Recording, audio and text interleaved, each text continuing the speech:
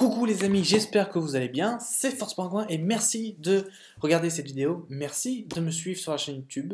Aujourd'hui les amis, un nouveau divulgation et vérité qui va se faire sur quoi? Sur, comme vous l'avez vu, la gravité. Donc dans cette vidéo, je vais brièvement expliquer c'est quoi la gravité, aussi rentre dans ce sens le mot gravitation. Je vais expliquer pourquoi tout a une gravité, y compris le rien et le vide, entre guillemets. Et pourquoi la gravité n'est pas du tout due à une vitesse ou au noyau terrestre. Et je vais vous expliquer pourquoi on a aujourd'hui des marées, des orbites, pourquoi également toutes les planètes ont une gravité et une orbite, etc., etc. Enfin, je vais tout vous expliquer à propos de la gravité. Mais avant toute chose, comme vous le voyez, donc je suis à l'Espinassière aujourd'hui. Il fait très beau, un très beau temps. Et je vous mettrai la petite vidéo justement qui va se faire juste après, donc à partir du 28 à peu près. Je vais vous mettre la vidéo, comme ça va être bon, vous allez avoir tout. Et après ce divulgation vérité là, par contre il n'y aura plus de vidéo, parce que je n'ai pas le Wi-Fi. Et je le mets juste avec mon portable, mais bon, je suis exempté de connexion.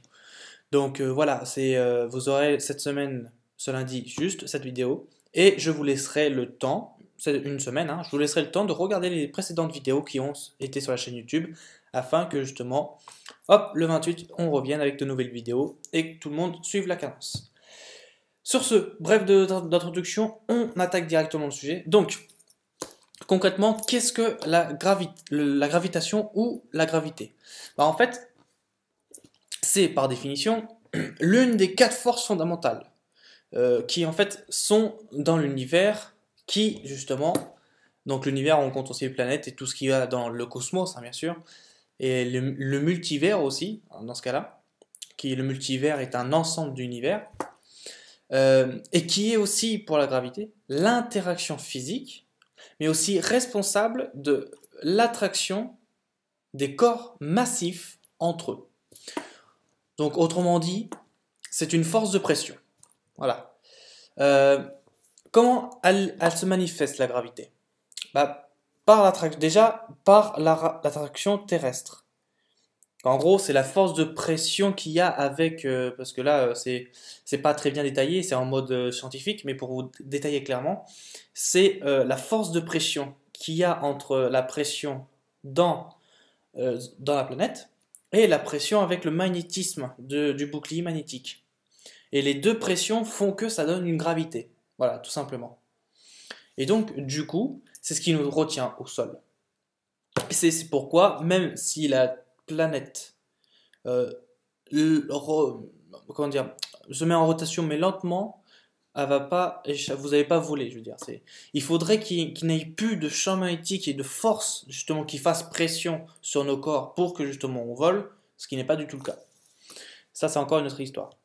Par contre, il n'y a pas que ça. La gravité, c'est aussi la manifestation d'éléments naturels. Par exemple, comme je vous avais dit dans une précédente vidéo, donc divulgation et vérité Selene et Gaïa, je vous avais dit que Selene n'a aucune influence sur les marées.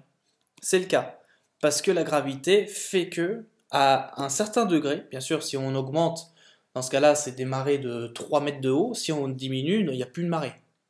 Mais à une certaine, donc c'est bien réglé, la nature est bien faite, hein, et bah du coup on a des marées, on a aussi des orbites dues à la force de pression, ce qu'on appelle la gravité. On a les planètes qui sont tout autour d'une étoile, l'étoile est le point central et les planètes tournent autour, sachant que bien sûr le Soleil lui-même tourne en vortex, comme un ADN, qui par le bras ou justement dans la galaxie tourne à une vitesse folle. On s'en rend pas compte, mais on tourne à plus de 120 000 km par seconde, à peu près. Donc c'est vous dire hein, la vitesse où on va, mais bien sûr, c'est pas... Et du coup, la sphéricité des corps célestes, du moins la plupart des corps célestes, qui en sont un exemple d'effet de la gravité et de la gravitation. Voilà, donc c'est juste tout ça avec une force de pression. Et c'est, bien sûr, d'une manière encore plus générale, hein, c'est la structure, à bien sûr à énorme grande échelle, de l'univers, qui est justement déterminé par la gravité et la gravitation. Donc en gros, si l'univers a une gravitation, tout est gravité, mais par une force de pression. Faut bien comprendre ça, hein. Donc voilà. Donc du coup, c'est ça qui nous fait que l'orbite autour du Soleil est stable. Notre planète, je parle, elle est stable parce que si elle va au plus près, elle se défragmente. Si elle va au plus loin, elle se refroidit. Par contre, si elle reste dans l'axe où on est ici, elle a une vie. Elle peut avoir une vie. Donc c'est vous dire, toutes les forces sont là pour que justement qu'elles soient ajustées. J'en parle aussi à ça parce que là on parle de la gravité terrestre, mais on va parler justement de la gravité universelle.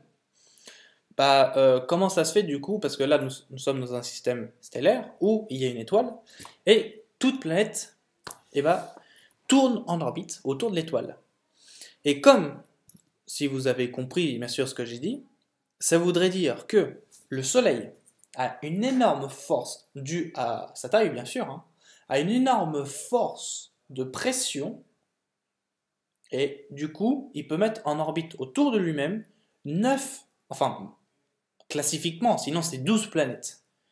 Il a 12 planètes, donc vous voyez un peu, son champ il s'étend jusqu'à l'héliosphère, qui est en fait la fin de l'affluence solaire dans ce système. Donc voilà, c'est tant que le Soleil a l'influence, tout est régi dans sa gravité, dans sa gravitation, donc dans sa force de pression, y compris, et ça il faut très bien l'entendre, y compris les trous noirs, qui sont encore plus concentrés en gravitation, puisque le Soleil est un trou noir à la base. Donc, quand le Soleil s'éteint, ça devient un trou noir, ce qui est logiquement naturel afin de recycler la matière, puis ensuite d'en refaire un nouveau système avec, voilà, tout simplement des planètes, des lunes, ou n'importe, tout ce qui existe dans l'univers, c'est un recyclage en fait. On transforme la matière, soit noire, soit une matière poussiéreuse, gazeuse, en planète ou tout ce que vous voulez. Voilà, c'est juste du recyclage les trous noirs, hein. C'est pas, on va pas aller dedans et on va se désintégrer, ça c'est faux, hein. Rassurez-vous. On va dedans, mais bon, il faut supporter la gravitation. Mais voilà. Du coup, les amis, aussi, dû à la force de gravité, vous avez quand, par exemple, j'expliquais ça, quand vous êtes en moto, et quand vous êtes dans les virages, vous penchez un peu, ce qui est normal. Donc vous avez la gravité, qui est le point central, ce qui fait que vous avez la vitesse, et quand vous tournez, vous avez une deuxième force, une deuxième, qui s'appelle la force d'Andromède, ou ça s'appelle aussi un autre nom, je ne m'en rappelle plus, on me l'avait déjà dit. Mais il en est-il que tu as la force de gravité qui, toi, tu vas tout droit, et quand tu penches, tu as une deuxième force qui te retient, due à ta vitesse, parce que si tu ralentis, tu te casses la gueule. Mais due à la vitesse, bien sûr, il faut encore une fois équilibrer pour bien passer, sinon tu te casses la gueule encore une fois. Et du coup, tu peux passer tranquillement le virage, parce que tu as deux forces qui te tiennent. C'est tout simple. Là, c'est la même chose. Sauf que la vitesse, bien sûr, elle n'est pas un peu comprise. Mais voilà, donc du coup, c'est pour dire tout, même le petit, est gravitationnel. Donc, autrement dit, si vous voulez annuler la gravitation, qu'est-ce qu'il faudrait faire? Il faudrait annuler la force de pression qu'il y a. Donc, ça voudrait dire, en certains termes, qu'il faudrait, sur le véhicule ou l'objet, du moins, désigné, il ne faudrait plus de masse qui tienne l'objet. Donc en gros, pour qu'il soit volant, bien sûr, hein, sans besoin de propulseur et tout, il faudrait déjà annuler la masse et annuler la pression. Et si vous annulez les deux, dans ce cas-là, vous montez tout seul. Puis après, hop, c'est parti. Et dans ce cas-là, c'est aussi dans ce but-là que, après, ça contribue, hein, il n'y a pas que cette raison-là, mais dans cette contribution de la gravité, quand on annule la masse et la force de pression, vous pouvez aller plus vite que la lumière. Ça, c'est un fait. Voilà. Donc, et c'est pour ça qu'après, tu décolles. Et après, l'univers, il redevient tout petit. Parce que plus que vous montez dans les densités et aussi dans la technicité, plus que l'espace est comme ça, et petit, petit, petit, jusqu'à avoir un petit bout là, un petit bout comme ça. Voilà, même un petit peu plus petit encore que mon ongle. Donc c'est vous dire après l'échelle, c'est énorme. Mais enfin, voilà, c'est même les galaxies ont entre eux, entre elles, je veux dire, une force qui fait que, bah justement, elles sont liées, elles sont comme ça, elles se rapprochent pour après fusionner, mais elles resteront dans un équilibre de mouvement, elles resteront entre elles des pressions qui justement assurent le déplacement serein et la vitesse. Tout ça en étant bien rodé. Parce qu'encore une fois, là il a été démontré scientifiquement que, là on parle juste de la planète, si on aurait un petit millième, donc c'est en gros 0,10 puissance moins 10, un millième de force un petit peu plus au-dessus que là maintenant, notre squelette serait écrasé.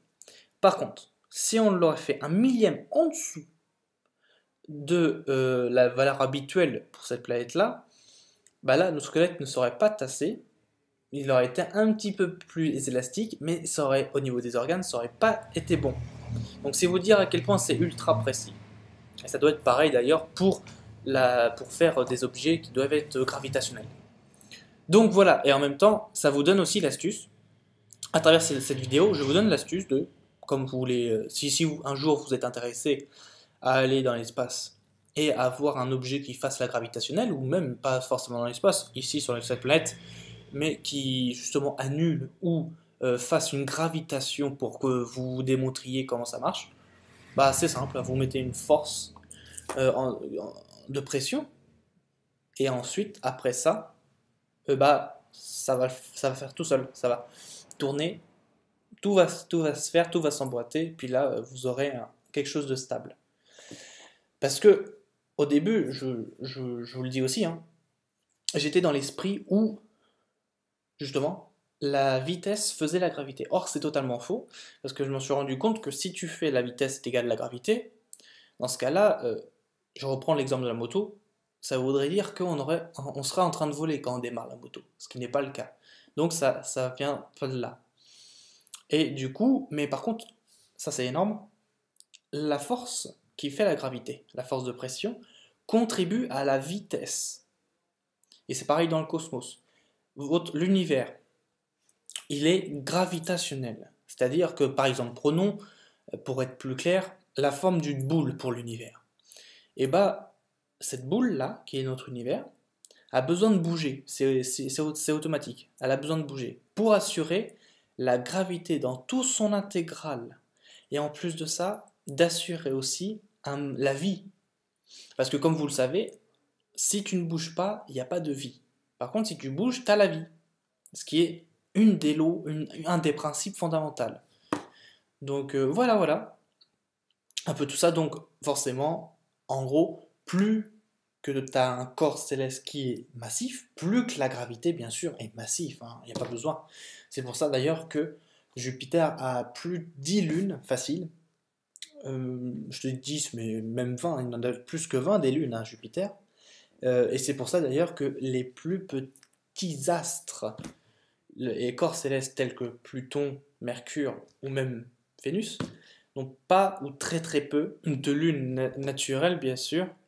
Et en plus de ça, quand bien sûr la concentration, là on parle de la taille, quand la taille commence à se concentrer, par exemple on prend l'exemple d'une planète, quand la planète est vouée pas forcément à disparaître, hein, parce que ça n'existe pas, à se transformer, mais elle va se réduire, donc c'est-à-dire que ça va concentrer tous les atomes qui y dedans, et ensuite ça va après soit s'exploser bien sûr, ou plus encore, ça peut devenir tellement puissant que en tout petit terme, ça peut graviter autour de n'importe quoi et attirer les planètes dans son sens aussi. Voilà. Et ce qui est bien sûr le cas pour Jean Planet, mais bon, c'est les étoiles les plus courantes, bien sûr, hein. Parce que, comme je vous l'ai dit, c'est un trou noir à la base, le Soleil. Une étoile, c'est un trou noir. Et du coup, quand il est très concentré, après, il y a plus de lumière. Mais par contre, effectivement, il y a un trou noir qui s'émet, et après, toute la gravité qui est dedans, il l'absorbe, pour ensuite transformer le tout, ce qui est normal. Donc voilà un peu tout ça pour la gravité, bien sûr, euh, sur les objets ou n'importe quel corps céleste. Donc du coup, là vous avez la recette. La recette, elle s'applique à tout élément naturel, elle s'applique. Ça a un principe plus que fondamental. Voilà. Donc vous doutez bien que du coup, si le multivers, donc un ensemble d'univers, a la gravitation, bah dans ce cas-là, tout est gravité. Et dans ce cas-là, on ne s'inquiète même plus de savoir si on va tenir ou pas sur une planète. On n'a pas à s'inquiéter de ça. On a juste à aller vers la planète qui peut nous accueillir en tant qu'être sous forme de densité bien subtile ou plus grossière. Et après, d'avoir une alimentation, enfin d'avoir un style de vie qui nous convient à notre densité. Voilà. Euh, ah oui, en même temps, quand je parle de densité, il faut bien comprendre que la gravité s'applique à toutes les densités. Elle ne s'applique pas que à une densité. Elle s'applique à toutes les densités. Sous d'autres formes, mais elle s'applique à toutes les densités, la gravité. Je tenais à le dire quand même, c'est très important. Donc voilà un peu tout l'essentiel de la gravitation et de la gravité. Sur ce, les amis, merci en tout cas d'avoir écouté cette vidéo. Merci à vous de vous poser vos questions dans les commentaires. N'hésitez pas si vous avez des questions ou même des conseils, il n'y a pas de problème, ou des compléments si j'ai pas assez développé. Vous mettez tout dans les commentaires. Je répondrai à vos questions avec grand plaisir. Et surtout, on se dit à la prochaine, donc lundi 28 exactement, pour un nouveau divulgation et réalité. Et je ne sais pas encore le sujet, ce sera une surprise. Allez, bonne journée, bye bye!